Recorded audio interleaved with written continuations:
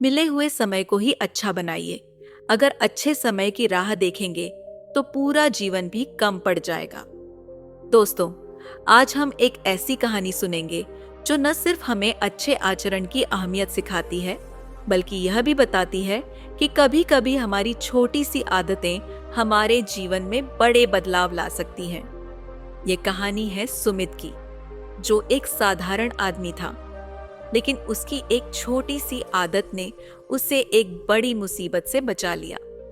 तो चलिए जानते हैं सुमित की कहानी और कैसे उसका व्यवहार उसे संकट से बाहर निकाल लाया। दोस्तों, सुमित एक साधारण सा लड़का था जो एक बर्फ की फैक्ट्री में काम करता था। सुमित की आदतें भी बहुत साधारण थीं, लेकिन उसकी एक खास आदत थी जो उसे बाकियों से अलग करती थी। वह हमेशा हर किसी से अच्छे तरीके से बात करता था। सुबह काम पर आते हुए वह गार्ड को राम राम करता और जब शाम को काम खत्म हो जाता तो गार्ड से विदा लेते हुए बड़े प्यार से राम राम काका कहता। उसकी यह आदत न सिर्फ गार्ड साहब को बल्कि पूरी फैक्ट्री के मजदूरों को प्रभावित करती थी। एक दिन फैक्ट्री में काम करने का दिन सामान्य था।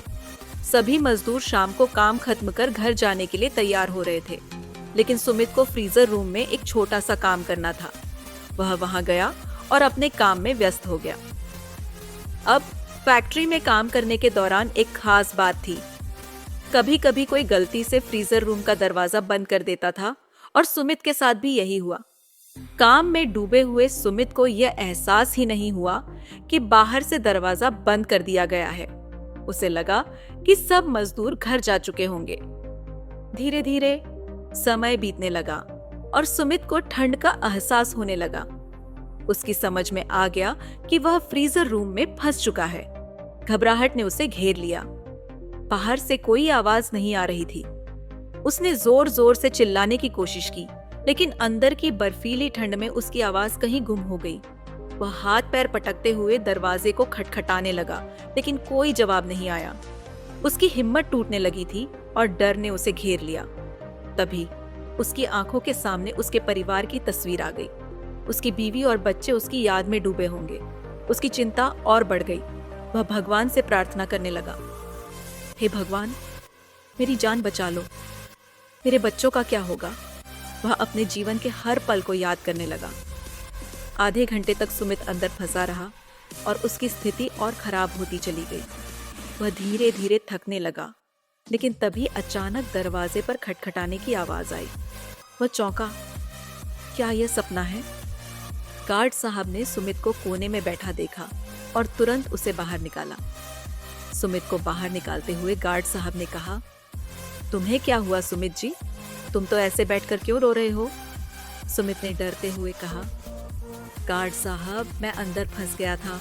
दरवाजा बंद हो गया था और मुझे लगा कि अब तो मेरी जान चली जाएगी।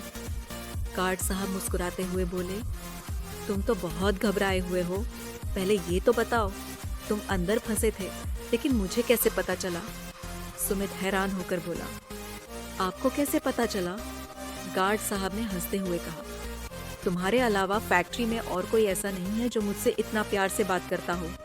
सुबह होते ही तुम मुझे राम राम कहते हो और शाम को जाते समय राम राम काका कहकर विदा लेते हो।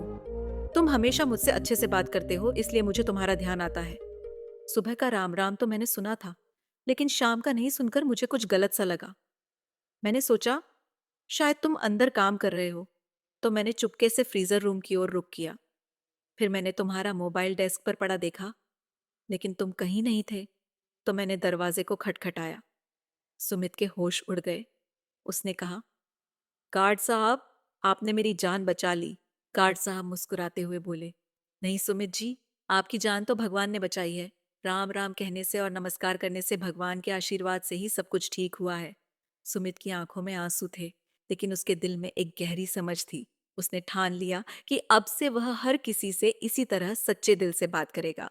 दोस्तों, इस कहानी से हमें यह सीखने को मिलता है कि हमारी छोटी छोटी आदतें ही हमें मुसीबतों से बचाती हैं।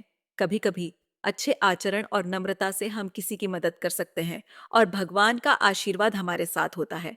हमें कभी भी अपने आचरण को हल्के में नहीं लेना चाहिए, क्योंकि यह छोटे छोटे आचरण ही बड़े बदलाव का कारण बन सकते हैं। तो दोस्तों, आप भी अपने जीवन में इसी तरह के अच्छे आचरण को अपनाइए और देखिए कैसे आपके जीवन में सुख, शांति और समृद्धि आती है।